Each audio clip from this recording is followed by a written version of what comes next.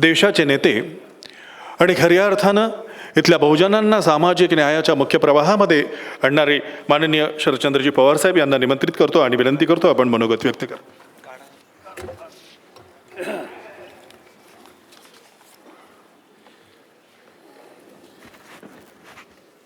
ज्यांचे आजचा सफल विचार ऐकले ते आजच्या कार्यक्रमाचे अध्यक्ष डॉक्टर बाबा आढाव, महाराष्ट्राचे ज्येष्ठ विचारवंत डॉक्टर रावसाहेब कर्जे, डॉक्टर सुहास फलसेकर, ॲडव्होकेट तुळाराव वाडेकर, संसदेचे आमचे सहकारी शिवजनीय सरके, लक्ष्मण माने, या कार्यक्रमाचे निमंत्रक अरुण खोबरे आणि ॲडव्होकेट जयदेव गायकवाड,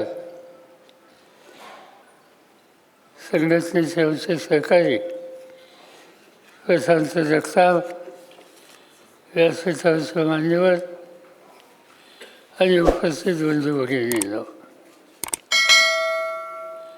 आजचा दिवस सामाजिक चळवळीच्या दृष्टीनं आणि एक वैचारिक दिशा ही देण्याच्या संदर्भात महत्त्वाचा असा दिवस आहे. कारण या 24 ऑक्टोबरला सत्यशोधक समाजाची स्थापना झाली आणि महाराष्ट्रामध्ये किमान विचारावर आधारित भूमिका मांडणारा एक मोठा वर्ग हा तयार होऊ शकला आणि त्याचा लाभ समाजाच्या दृष्टीनं झाला. याच दृष्टीनं याच दिवशी इथं doctor Babasaheb Ambedkar social research centre या संस्थेचं उद्घाटन होतं आहे. याचा मला मनापासूनचा आनंद आहे. हे सेंटर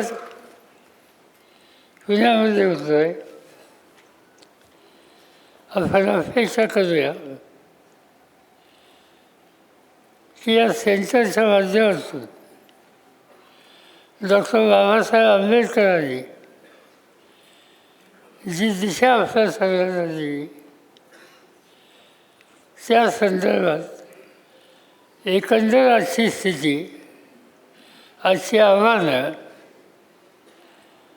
यासंबंधी विचार विनिमय करणारे हे केंद्र होईल. नव्या पिढीला प्रोत्साहित करून लिखित स्वरूपामध्ये त्यांनी आपल्या सगळ्यांच्या समोर त्यांची भूमिका ठेवावी यासाठी उपयुक्त होईल.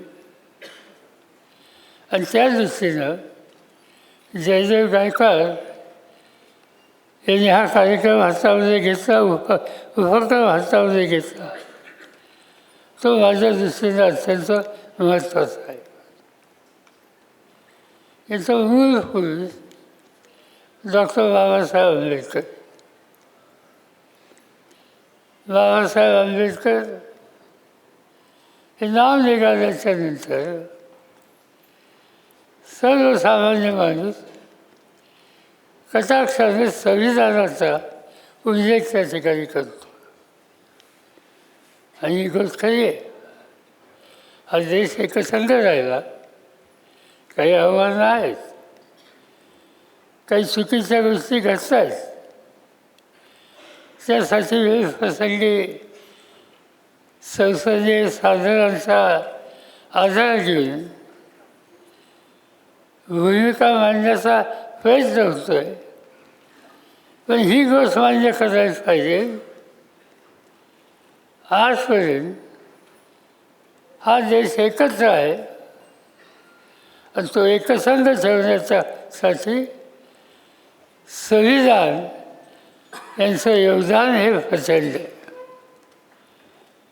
आपला देश आणि देशाचा नकाशा हा आपण नजरेसमोर ठेवला तर आजूबाजूला काय चाललेलं आहे. एका बाजूला पाकिस्तान, तिचं अस्तित्व आहे. नेपाळसारखा देश शांतताप्रिय आणि भारताचा मित्र म्हणून ओळखला जाणारा देश. आज त्या ठिकाणी स्थिती एकदम बदललेली आहे. ज्या बांगलादेशच्या स्वातंत्र्यासाठी या देशाच्या जनतेनं मोठी किंमत दिली, आज त्या बांगलादेशमध्ये अस्तित्व आहे. खाली आपण गेलो तर श्रीलंकेमध्ये सुद्धा राज्य परिवर्तनं अलीकडच्या काळात सतत होत आहेत आणि भारत आणि भारताच्या भोवती अस्थिर आणि अस्वस्थता असलेली आज या देशाची मालिका आहे. आणि असं असताना भारत मात्र एका वेगळ्या दिशेने जातो आहे आणि याचं 100% श्रेय बाबासाहेबांनी जे संविधान तुम्हाला मला दिलं त्यामुळंच आज ही स्थिती ही तुलनात्मकदृष्ट्या इतरांच्यापेक्षा अधिक वेगळी आहे. आणि त्याच्यामध्ये बाबासाहेबांचं योगदान हे आपण कधी विसरू शकत नाही. बाबासाहेब म्हणलं की संविधानाचा विचार करतो आहे. आजच्या या कार्यक्रमामध्ये ते सांगितले की विषयामध्ये भारतीय संविधान आणि संसदीय लोकशाहीमध्ये असलेली आव्हानं. ज्याचं भाषण सुरुवातीला जयजयनी केलं आणि त्यांच्या भाषणामध्ये त्यांनी गुजरातमधल्या काही गोष्टी सांगितल्या. त्याच्यामध्ये सत्यता असेल तर या आव्हानाचं स्वरूप हे हळूहळू किती गंभीर होत आहे याची खात्री आपल्या सगळ्यांना पाहिजे. आज भारतीय संसद ही हा देश एकत्र ठेवण्यासाठी महत्त्वाचं योगदान देत आहे. अनेक विचाराचे लोक आहेत, भूमिका मांडतात. पण ही भूमिका मांडत असताना फार मोठा वर्ग असा आहे ज्याची स्वातंत्र्य, समता आणि बंधुत्व याच्यावर फक्त निष्ठा आहे. पण या आव्हानामध्ये कधी कधी चिंता वाटायचं चित्त दिसतं. हे अनेक निर्णय असे काही घेतले जातात की निर्णय घेण्याचं व्यासपीठ जे आहे त्या व्यासपीठाला बाजूला ठेवून तुम्ही सगळ्यांनी उभ्या आयुष्यामध्ये देशाच्या संसदेचं चित्र तुम्ही पाहिलेलं असेल. इंडियन पार्लमेंट, मी स्वतः अनेक वर्ष या संसदेमध्ये आहे. तिथं काही निर्णय होतात, घ्यायचे असतात, त्यासंबंधी एक प्रकारचा डायलॉग असतो. तुम्ही कोणत्याही पक्षाचे असता. आज जे राज्यकर्ते त्यांचा दृष्टिकोन, डायलॉग, सुसंवाद या गोष्टीवर विश्वास त्यांचा आहे का नाही याची शंका येते. आणि त्याचं साधं उदाहरण भारताची लोकसभा अनेक वर्ष त्या ठिकाणी अनेक धोरणं झाली, नीती झाली आणि एक दिवशी आम्हा लोकांना पार्लमेंटमध्ये कळलं गेलं की आता एक नवीन वास्तू होते आणि ती नवीन वास्तू झाली. न त्याची चर्चा न सुसंवाद. आणि झाल्याच्या नंतर एक दिवशी तुम्हाला मला पाहायला मिळतं कुणीतरी दक्षिणेतून एक स्तंभ हातात घेऊन एक टोळी येते आणि ते सदनामध्ये चक्क टाकून त्या ठिकाणी तो स्तंभ स्थिर करण्याचं काम करतो. काय पार्लमेंटचा संबंध, कुणी निर्णय घेतला, कशासाठी घेतला याची कधी चर्चा झाली नाही. पण श्रद्धा माझी ही आहे, संविधानावर आमचा विश्वास आहे हे दाखवण्याच्यासाठी कृती वेगळी आणि ती साधी. सभागृहात आल्याच्या नंतर संविधानाची प्रत ठेवायची आणि त्याच्यासमोर डोकं टेकवायचं आणि ते झाल्याच्या नंतर आता या देशाची संसदीय लोकशाही पद्धती जतन करण्याच्याबद्दलची जी आपल्यावरची जबाबदारी त्यातनं आपण मुक्त झालो असा विचार करणारे आज राज्यकर्ते या देशात. आव्हानं अनेक आहेत, त्याचा मी खोलात जाऊ इच्छित नाही. आधीच्या वक्त्यांनी त्याच्याबद्दलचे विचार मांडले. पण हे जे सेंटर होतं आहे त्याचा केंद्रबिंदू डॉक्टर बाबासाहेब आंबेडकर आहेत.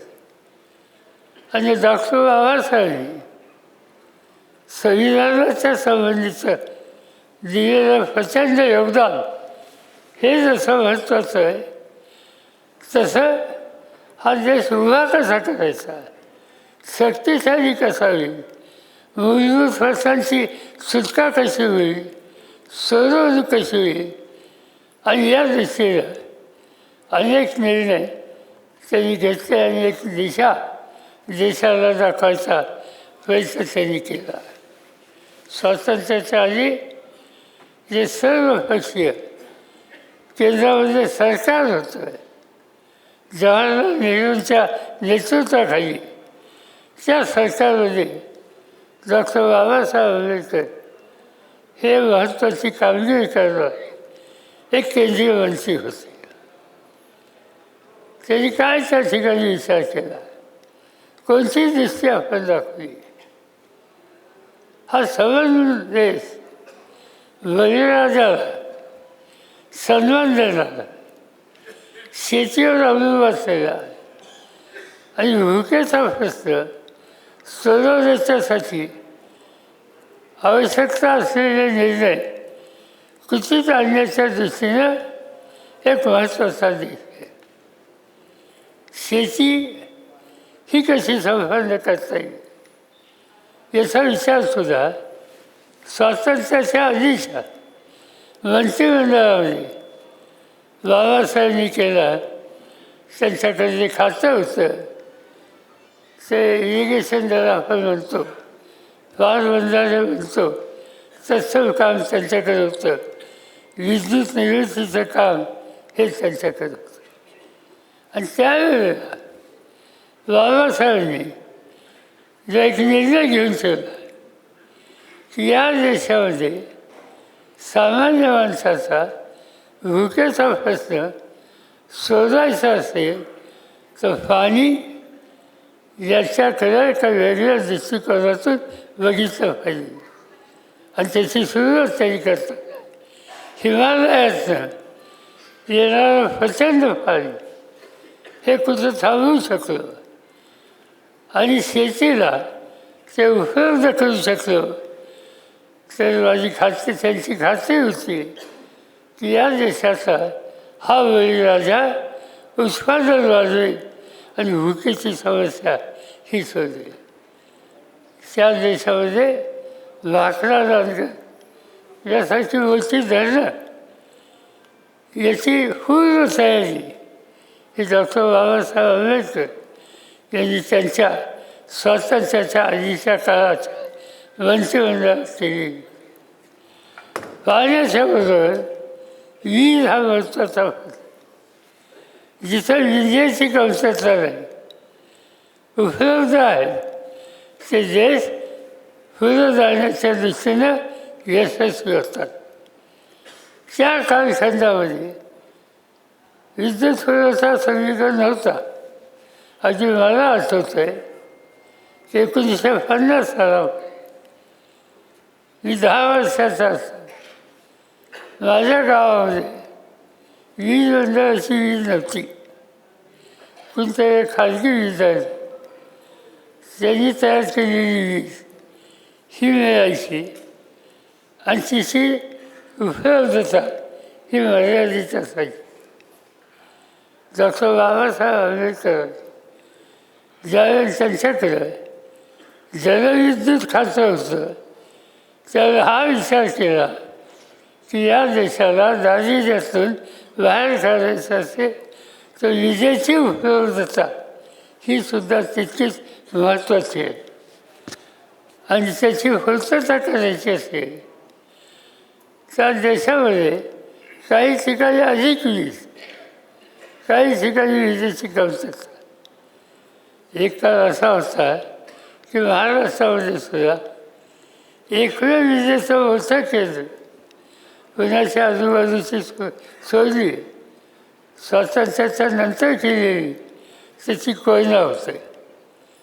आज त्या कोयनेच्या नंतर उजनी, जायकवाडी आणखी अनेक धरणं झाली आणि त्याचा परिणाम या राज्याच्या विकासाला अनुकूल असा प्रकारचा झाला.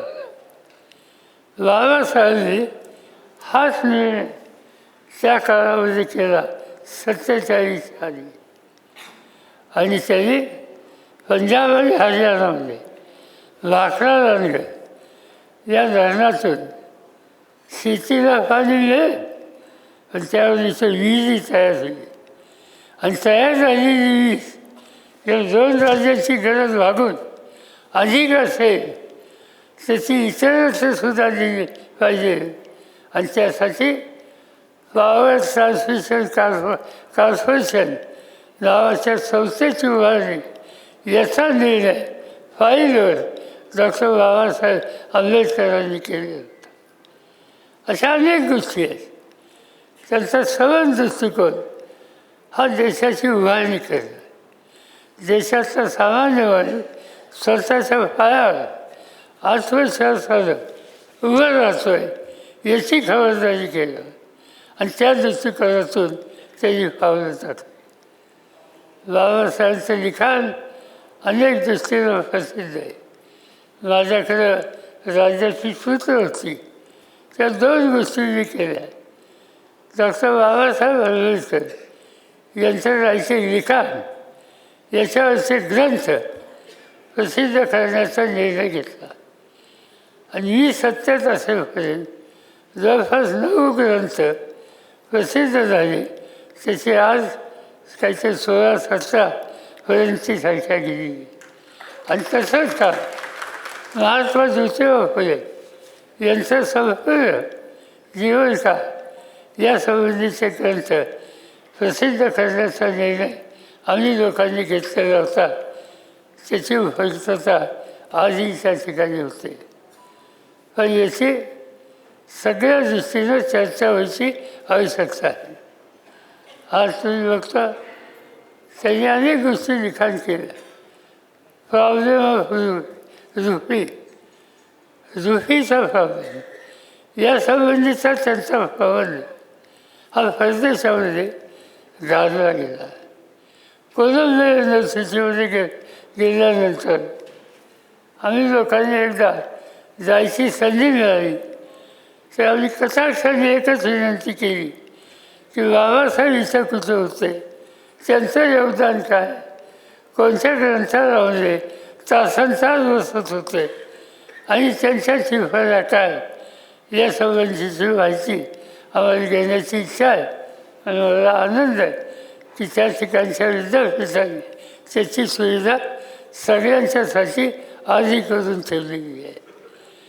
आणि म्हणून अनेक गोष्टी अशा आहेत की त्या बाबासाहेबांच्या नव्या पिढीच्या सोबत सातत्याने येण्याची आवश्यकता आहे. आणि तसं काम करायचं असेल तर संस्थात्मक उभारणी याची आवश्यकता असते. ती उभारणी करून त्यासाठी वाहून घ्यायची तयारी असते, त्याची आवश्यकता असते. आणि आज या ठिकाणी जे सेंटर उभं राहतं आहे त्याच्यामध्ये डॉक्टर बाबासाहेबांच्या विचाराचा प्रचार करणं, त्याची ग्रंथाची माहिती केलेलं, स्वर्णाचं समता व्याख्यानमाला आयोजित करणं, असे अनेक उद्देश त्यांनी ठेवले. दिल्लीमध्ये असं एक सेंटर आहे बाबासाहेबांच्या संदर्भातलं. पण आयुष्याचा महत्त्वाचा काळ जिथं बाबासाहेबांचा गेला, त्या महाराष्ट्राचं त्यांचं योगदान हे बघितल्याच्यानंतर महाराष्ट्रामध्ये त्यांच्या विचाराच्या संबंधी जनमानसामध्ये एक प्रकारचं सुसंवाद साधण्याचं काम करू शकणारं सेंटर याची आवश्यकता होती. आणि जयदेवजी आणि त्यांच्या मित्रांनी हा निर्णय आपला सुरू करण्याचा घेतला. तुमची माझी सगळ्यांची जबाबदारी आहे. आपण पूर्ण सक्ती साथ त्यांच्या मागं उभं करू आणि हा आंबेडकरी विचाराची एक भूमिका नव्या भेटीमध्ये सखोल कशी जाईल त्यासाठी एक विश्वासानं काम करणारं केंद्र म्हणून त्या ठिकाणी बघितलं जाईल याची खात्री मला आहे. ग्रंथ त्यांनी लिहिलेलं लिखाण ते आज पुढे आलं पाहिजे. अलीकडच्या काळामध्ये सरकारच्या वतीनं ग्रंथ प्रदर्शनं होतं. मध्यंतरी एके ठिकाणी ग्रंथ प्रदर्शन होतं, सरकारच्या वतीनं होतं. मी औत्सुक्याने त्या ठिकाणी गेलो. मला वाटलं बाबासाहेबांचे, महात्मा ज्योतिबा फुल्यांचे अनेक ग्रंथ त्यांचं लिखाण त्या ठिकाणी बघायला मिळेल. कुठंतरी एक दोन दुसरी पुस्तकं बघायला मिळेल. आणि मिळालं काय बघायला, वंशेस ऑफ थॉट गोलवलकर गुरुजी यांचं लिखाण आणि त्यांनी केलेलं काम यावरची पुस्तकं सहजपणानं त्या ठिकाणी उपलब्ध होती. आणि म्हणून सत्ता ज्यांच्या हाताचं त्यांच्याकडून वास्तवतेवर आधारित समस्येचा पुरस्कार करणारं लिखाण नव्या पिढीच्या सोबत कितपत येईल याची खात्री देतलं. आणि त्यासाठी अशा सेंटरची गरज आहे. जयदेवराव, तुम्ही या संदर्भात पुढाकार घेतात, तुम्ही काही काळजी करू नका. इथं बसलेले आम्ही सगळेजण तुमच्या पाठीशी मजबूतीने जाऊ. हा विचार मांडण्याच्यासाठी जे लोक पुढे येतात, तयारी करतात, योगदान देतात, त्याला शोधा, त्याला प्रोत्साहित करा. त्यांच्यामार्फत ती देखील जागतिक विचाराची, समतेच्या विचाराची पुरस्कार करणारी कामाच्यासाठी उपयुक्त होईल अशा प्रकारची कामगिरी या सेंटरच्या मार्फत तुम्ही लोकांनी करावी एवढीच अपेक्षा माझ्यासारख्याची आहे. आणि ती कराल हाच विश्वास या ठिकाणी बाळगतो. आणि या सेंटरचं उद्घाटन झालं असं मी जाहीर करतो. जय हिंद, जय भारत.